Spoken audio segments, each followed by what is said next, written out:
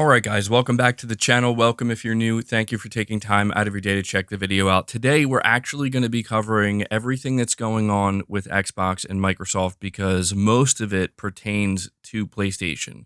But the big thing that I want to highlight here is how Microsoft, specifically the Xbox division, is in a lot of trouble. And I'm not just saying that to make it seem doom and gloom. I'm not saying that to make it seem like it's just going to disappear overnight. We're going to go over some important information here that by the time we're finished, you're going to realize that things are not looking good for the Xbox division. And it could very well end up being that Microsoft acquiring ABK is the worst thing that could have happened for the Xbox division. We're starting here with a insider report from Bloomberg, specifically Jason Schreier, where the thing that's being revealed here is that ever since Microsoft acquired Activision Blizzard at the end of 2023, basically the C-suite of Microsoft is now putting their boot on the neck of the Xbox division. So it's been revealed that the CFO, or the Chief Financial Officer of Microsoft, Amy Hood, is applying what she's calling an accountability margin on the Xbox division going forward, which basically says you need to produce a 30% profit margin across the board from the Xbox division. It does not matter how you get there. We don't care, but it needs to hit that 30%. Now, you might be thinking to yourself, well, that doesn't sound too bad, 30%. But when you look a little bit deeper and you go over this report from Jason Schreier, you begin to understand how insane this actually is. So it says, according to those in the know, this 30% profit margin is far above the industry average. The industry average hovers somewhere between 17 and 22% respectively. So the highest end we've seen is a 22% profit margin. Microsoft is saying, forget that. We want to take it all the way to 30. And this is worth noting because when you compare it to Sony, they've significantly improved their profit margins since they've, purchased Bungie, and they've achieved around a 16% profit margin for Q1 2025. So even then, Sony's still hovering a little bit below the industry average, but it should give you some idea of just how insane this is from Microsoft. Sony is out here breaking records when it comes to revenue, doing fantastic across the board, and they're sitting there at a 16% profit margin. Microsoft literally wants to double that. And so the reason why we're highlighting this is because when you look at all the things that Microsoft is doing, all the things that they're saying, the things that Phil Spencer's saying, the things that Matt Booty's saying, and we're going to go over that in just a minute, they're pretty much doing a complete 180. And so much of what they've been saying is either all over the place or just a complete back and forth or reversal of what they said previously. And this is why. The pressure at the Xbox division is so high that they're basically panicking, where they have to figure something out.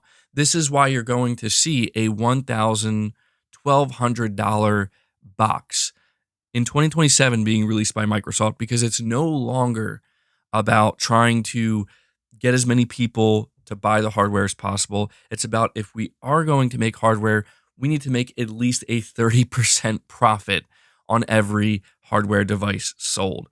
A complete, I don't know, man. This is like a complete reversal of the way Microsoft has operated with the Xbox division and how essentially Sony and Nintendo have operated for the longest time. But continuing on here, we have a interview with Matt Booty where he makes it clear that their biggest competition is not another console, as Xbox doubles down on their multi-platform releases.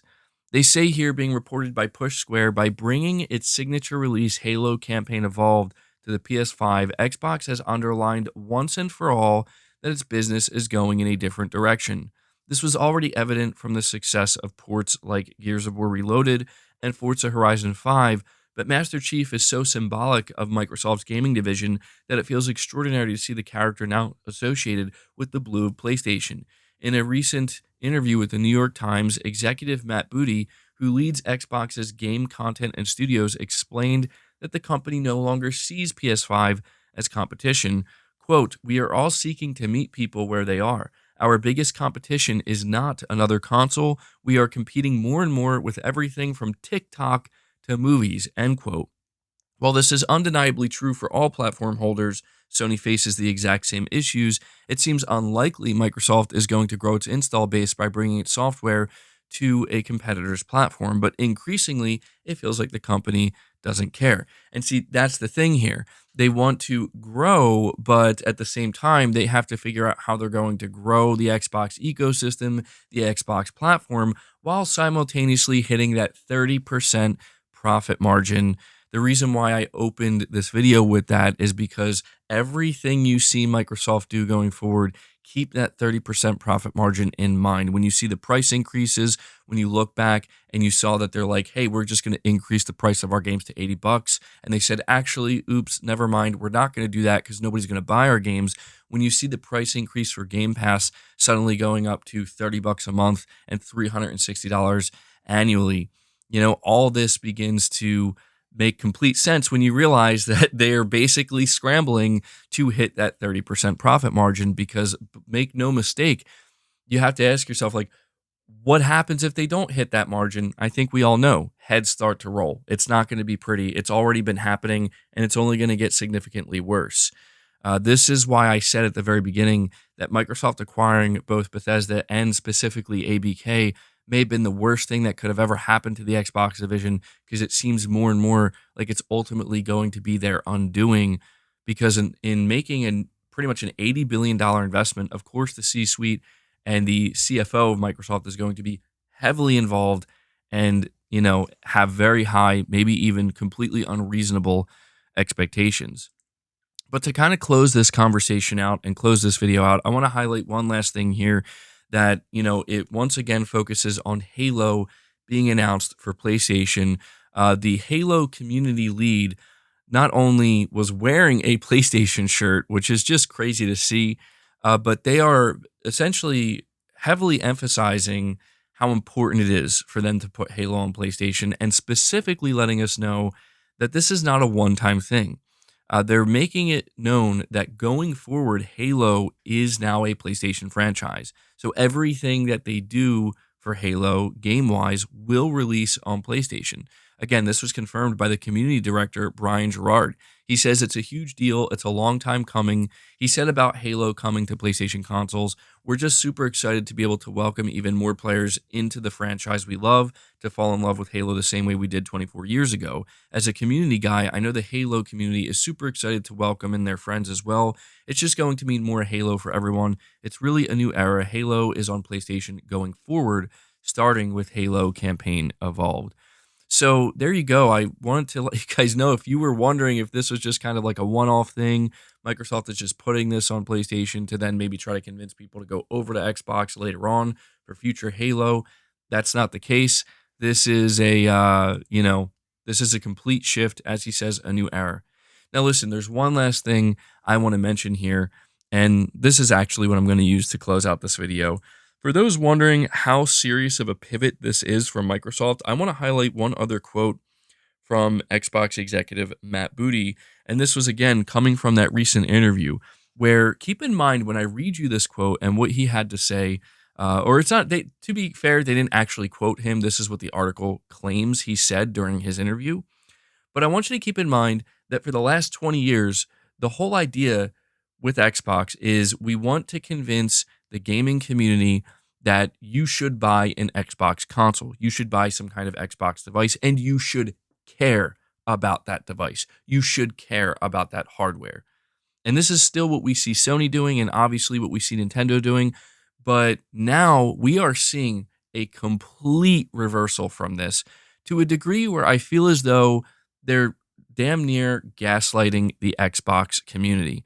So during this interview, Matt Booty said apparently that consumers no longer have a strong attachment to the actual devices they use to play games.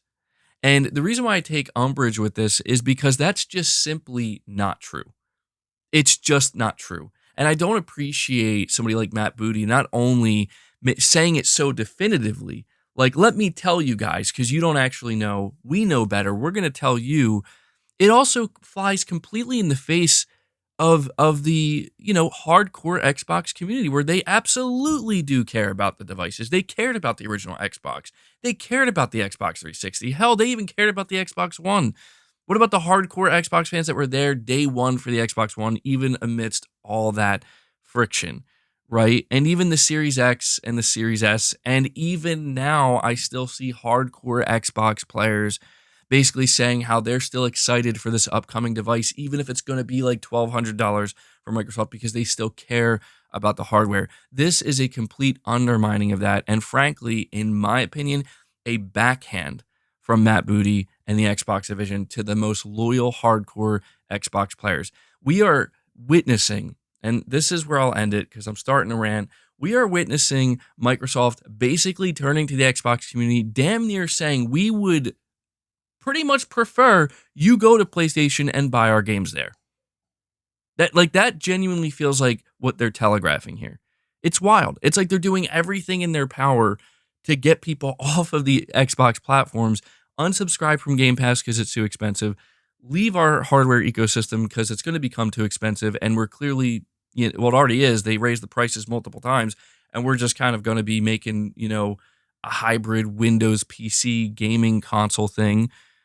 It's crazy, man. I'm telling you, when you look back at the Activision acquisition specifically, the people who were warning against this, not necessarily from a wider industry standpoint, because there are issues there, but specifically from Microsoft and from Xbox, and how this is going to be the beginning of the end of Xbox as we knew it. They were completely right. And here we are. It's not going to get any better, unfortunately. But I just had to take time to go over this because, yeah, there's a lot going on with Microsoft right now. A lot of it has to do with PlayStation, but make no mistake, Microsoft now views the PlayStation 5 install base as the console ecosystem and, I guess you could say storefront where they can actually sell games that they never actually had. That's where we are. Anyway, guys, that's going to do it for the video. Hope you enjoyed it. Hope you found it informative. If you did, be sure to leave it a like. Subscribe if you're new. Hit the bell notification icon and feel free to share this video out on top of all that. But until next time, guys, take care.